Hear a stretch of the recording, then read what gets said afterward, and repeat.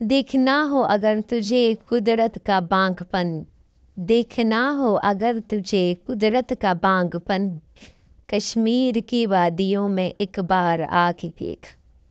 अस्सलाम वालेकुम, welcome back again मेरी प्यारी सी वाईटी फैमिली। कैसे हैं सब लोग? आई होप सब खैर आफियत से होंगे। हमारे पिछले व्लॉग में हमने आपको बताया था कि हम नीलम वैली में 8 मुकाम तक पहुंच चुके हैं। वहाँ का रूम व्यू मैंने आपके साथ पहले भी शेयर किया था, अगेन शेयर कर रही हूँ। और चार्जेस भी अगर मैं आपको बताऊँ तो चार्जेस भी बहुत रीज़नेबल है। अगर आपके पास वीकेंड ना हो तो पर नाइट आपको ये बहुत सस्ता पड़ जाता है, और अगर वीकेंड हो तो आपको 4 to 5 thousand रुपीज़ में पर नाइट इजीली ये मिल जाता है। और इसका बाहर का व्यू इससे भी ज़्यादा हसीन है, क्योंकि इसके पार जो है सारा खूबसूरत ठाठी मारता हुआ दरिया और उसका खूबसूरत सा शोर और ये ग्रीनरी लोगों ने जगह जगह। अच्छा, यहाँ की खासियत जो सबसे ख़ास बात है वो ये है कि यहाँ लोगों ने अपने घरों में भी काश्तकारी की हुई थी, जिसमें मकई और जो बकरियों का चारा है वो सब उन्होंने ऐड किया हुआ था, और बहुत खूबसूरत लुक आ रहा होता है। और ये चीज़ इतनी इंटरेस्टिंग लगती है कि आपको जितने भी घर आप यहाँ देखेंगे, हर घर एक दूसरे से ज़्यादा खूबसूरत लगेगा। सबसे पहले तो इनकी जो बनावट है वो बहुत अट्रैक्टिव है, कि वो कितने खूबसूरती से बनाए गए हैं और जैसे हैं एज इट इज़ ही उसी कंडीशन में उन्हें छोड़ा गया है। और साथ ही जो ये ग्रीनरी है वो बहुत अट्रैक्ट करती है, तो बहुत खूबसूरत और हसीन व्यू दे रही होती है। और अब हम निकल चुके हैं अपने आगे के सफ़र के लिए, क्योंकि आज की जो हमारी मंजिल है वो है, हमने यहाँ से केल तक का सफ़र करना है। लेकिन फिर मुझे रास्ते में अपर नीलम वैली विलेज दिखा, तो मैंने सोचा क्यों ना सबसे पहले यहाँ विज़िट किया जाए। तो हम चल पड़े हैं अपर नीलम वैली की तरफ, और आपको ऊपर से बहुत ज़बरदस्त सा व्यू दिखाते हैं एलओसी का, जो हमारा मकबूजा कश्मीर है उस साइड का भी, और जो हमारा इस तरफ का आज़ाद जम्मू कश्मीर है नीलम विलेज का, वो भी दिखाते हैं। बहुत हसीन और बहुत ज़बरदस्त व्यू है। अच्छा, इस वक्त बज रहे हैं सुबह के 9:30 मेरे ख्याल से, और आप चेक कीजिए कि धूप कितनी तेज़ है, तो सोचें गर्मी कितनी तेज़ होगी। पहाड़ों की धूप और गर्मी बहुत सख्त होती है, इसे हमने इस बार बहुत ज़्यादा फील किया। और वाकई गर्मी बहुत शिद्दत की थी, लेकिन जब ऐसे हसीन नज़ारे हो तो कम बहुत किसी गर्मी लगती है। तो ये है वहाँ का छोटा सा खूबसूरत सा गांव, अपर नीलम विलेज के नाम से है। अर्तुल रिजॉर्ट जो है वो भी यहाँ पर है।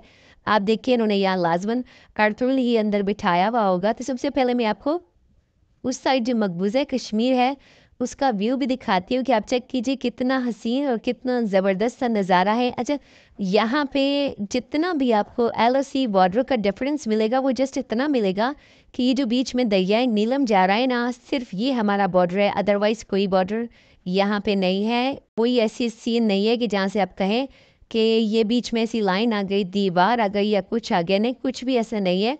सिर्फ हमारे पास दरियाई नीलम जो है दोनों तरफ को काटते हैं। और चेक कीजिए कि कितना हसीन और कितना खूबसूरत व्यू है उस तरफ। अगर आप यहाँ से खड़े हैं तो आप यहाँ से इन नज़ारों को बहुत अच्छे से एंजॉय कर सकते हैं, और आपको बहुत मज़ा आता है। अच्छा, यहाँ सबसे मज़े की बात यह है कि यहाँ के लोग जो अलग अलग बट गए हैं उस तरफ और इस तरफ, तो वो उनकी शादियां हो, खुशी हो, गमी हो, कुछ भी हो, वो बस इस दूरी से एक दूसरे को देख रहे होते हैं। इस चीज़ को मैंने वहाँ जाके महसूस किया। आगे भी मैं आपको वीडियोस में दिखाऊंगी कि यहाँ मिलने के लिए, एक दूसरे को देखने के लिए दोनों तरफ के मुसलमान जो है कितने तरस जाते हैं।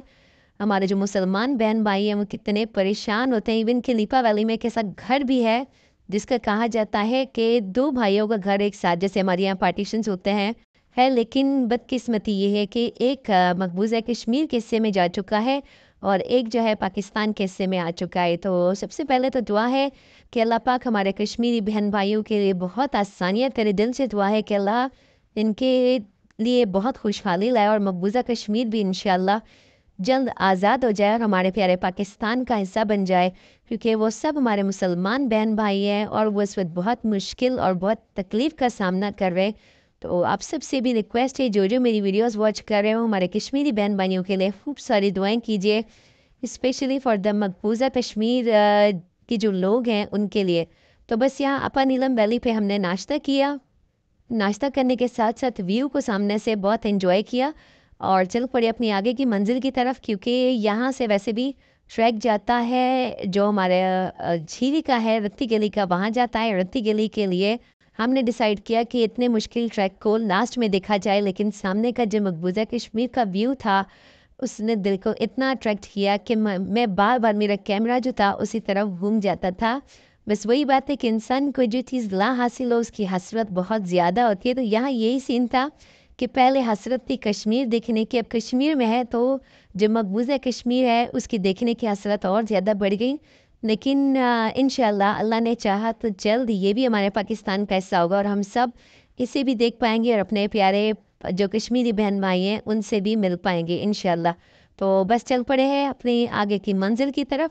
आगे की मंजिल हमारी बहुत हसीन, बहुत खूबसूरत होने वाली है, बहुत ज़बरदस्त व्यूज़ है।